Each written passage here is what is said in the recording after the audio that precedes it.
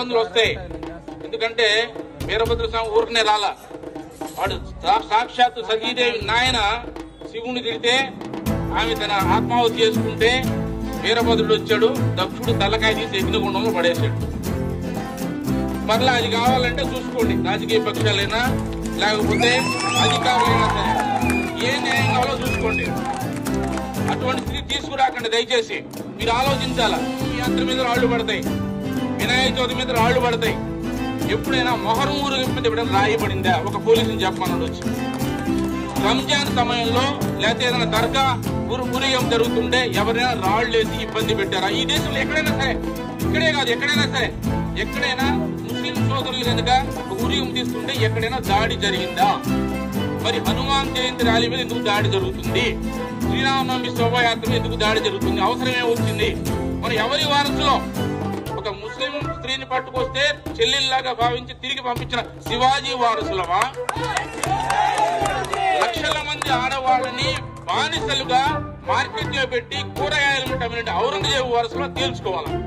మీకు ఎవరు ఆదర్శం? ఆడవాళ్ళని కాపాడేవాళ్ళ? ఇప్పుడు ఎవరికి రక్షణ కల్పిస్తారు మీరు? శివాజీ వారసులకు రక్షణ కల్పిస్తారా, ఔరంగజేబు వారసులకు రక్షణ కల్పిస్తారా? తేల్చుకోవాలా. ప్రభుత్వమైనా రాజకీయ పక్షాలైనా మరొక అధికారులైనా సరే, లేకపోతే చాలా ఇబ్బందులు వస్తాయి. ఈ మధ్యన హైందవ శంకరం జరిగిందని చెప్పారు. మనం కూడా శివాజీ ఊరకే రాలా, ఇప్పుడు చావా సినిమా నడుస్తుంది, చూడకపోతే చూడండి మళ్ళా ఒకసారి. 9 ఏళ్ల పాటు సంభాజీ మహారాజు శివాజీ కొడుకు ఎన్ని కష్టాలు పడ్డాడు. సర్వ సైన్యంతో కూడా ఔరంగజేబు వచ్చినప్పటికి కూడా వాడికి నిరాశ కలిగిస్తూ 27 సంవత్సరాలు పోరాటం చేసినా ఎదిరించి నిలబడింది హిందూ దేశం. చివరికి తిరిగి మళ్ళా రాజధానికి వెళ్ళకుండా దారిలో తెచ్చాడు ఔరంగజేబు. అంతే. ఎన్ని చేశాడు? ఆయన పేరేంది? ఆయనకి బిరుదు విగ్రహాన్ని పగలగొట్టేవాడని బిరుదు ఆయనకి. మీకు విగ్రహాలు పగలగొట్టేవాడు కావాలా, విగ్రహాన్ని కాపాడేవాడు కావాలా? తెలుసుకోండి.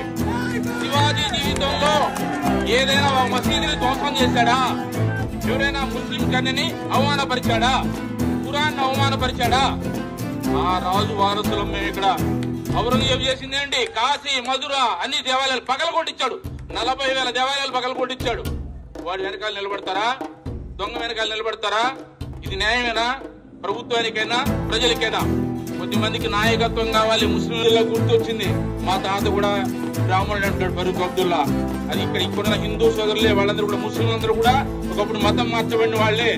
వాళ్ళ మాయాజాలను పడి పదవీ కాంక్షతో ఉద్రేకాలు రెచ్చగొట్టి ఊరేగుల మీద రాళ్లేయించి నాయకులుగా ఎదగబట్టి ముస్లిం యొక్క ఉగ్రవాద నాయకత్వాన్ని తిరస్కరించాలా ముస్లిం సోదరులు? లేకపోతే నష్టపోతారు రాబోయే రోజుల్లో. అది గుర్తించాలా.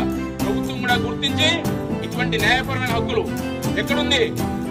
రోడ్డు మీద పోకూడదా? పోయినసారి చూసా హనుమంత్ జయంతి యాత్ర జరుగుతుంటే ఆర్టీసీ బస్ స్టాండ్ దగ్గర పోలీసులు బ్యారికేడ్స్ పెట్టి ఈ దానికి పోతా పక్కన పోండి అన్నారు. సిగ్గుచేటు కదా. మీరెందుకు ఉంది? తుపాకీ దేనికి? లాఠీ ఎందుకు ఉండేది? రోడ్డు మీద, పబ్లిక్ రోడ్డు మీద పోరా అంటే ఒకటి రౌడీ చేసి వాడి పక్కన నిలబడి వాడి దూరంగా ఉండే ఇంట్లో కూర్చోమని మాకు చెప్తారా? అందుక మీరు ఉండేదే. రౌడీ చేసేవాడు పక్కలో వేస్తారా? తేల్చుకోవాలా. ఏది లా అండ్ ఆర్డర్ అంటే ఏమిటి? అసలు ధర్మం ప్రకారం అనుమతి తీసుకుని పోయేవాడికి రక్షణ కల్పిస్తారా? అధర్మంగా శాంతియుతంగా పోయేవాడు రాళ్లేసేవాడికి రక్షణ కల్పిస్తారా? తేల్చుకోవాలి యంత్రాంగం. సాక్షాత్ మనం గౌరవమైనటువంటి జిల్లా మేజిస్ట్రేట్ వారి కార్యాలయం దగ్గర నిలబడున్నాం. మనం న్యాయాలయం వాళ్ళకి తెలుసు ఏది మంచి ఏది చెడ్డో. ప్రభుత్వానికి, మంత్రి గారి, ముఖ్యమంత్రి గారికి, ముఖ్యమంత్రి గారికి కూడా ఈ విషయాన్ని తీసుకెళ్లి ఈ రాష్ట్రంలో హిందువులు 2వ శ్రేణి పౌరులు కాదు, వాళ్ళకి సమాన హక్కులు ఉన్నాయి. ఏ దేశంలో అయితే ఆ దేశ వాసులకి హక్కులు ఉంటాయి. అందరూ సుఖజీవనం కలపాలి. ఎక్కడ కూడా ముస్లింలకి, క్రైస్తవులకు వ్యతిరేకంగా మాట్లాడేది అలవాటు మనకు లేదు. ముస్లింలకు వ్యతిరేకంగా తీరాలి. ముస్లిం ఉగ్రవాద నాయకత్వానికి వ్యతిరేకం, క్రైస్తవులకు వ్యతిరేకం కాదు. మేము వ్యతిరేకిస్తాం. ఏముంది? భారత్ మాతకు చేయకపోతే వ్యతిరేకిస్తాం ఖచ్చితంగా. వాడు ఎవడైనా సరే, రావణాసుడు ఎందుకు చంపాడు? ముస్లిం వాడు చంపాడు. రాముడా? కంసుడు ఎందుకు చంపాడు? కృష్ణుడు మేనమామేనే. తప్పుదారులు వెళ్తుండే వేస్తారు అంతే. ఇక్కడ కూడా అంతే. కాబట్టి దేశాన్ని ప్రేమిస్తే ఇక్కడ ఉండండి. యూరోప్ లో నడుస్తుంది ఏమిటి తెలుసా?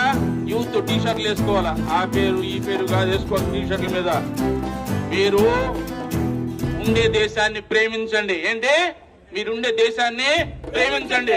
లేదా మీకు లవ్ పాకిస్తాన్ మీదో, అమెరికా మీదో, చైనా మీద ఉంటే అక్కడికి వెళ్ళి బతకండి. మీకు ఎక్కడ మీరు ప్రేమించే దేశానికి వెళ్ళినా బతకండి. లేదు ఇక్కడ బతుకుతున్న దేశాన్ని ప్రేమించండి. యంత్రాంగం కూడా అదే ఆలోచించాలా. వందే మాత్రం పాడడం, జరగడం, మళ్ళీ నిలబడడం, భారత మాతకు జయనం, జెండా ఎగరేస్తే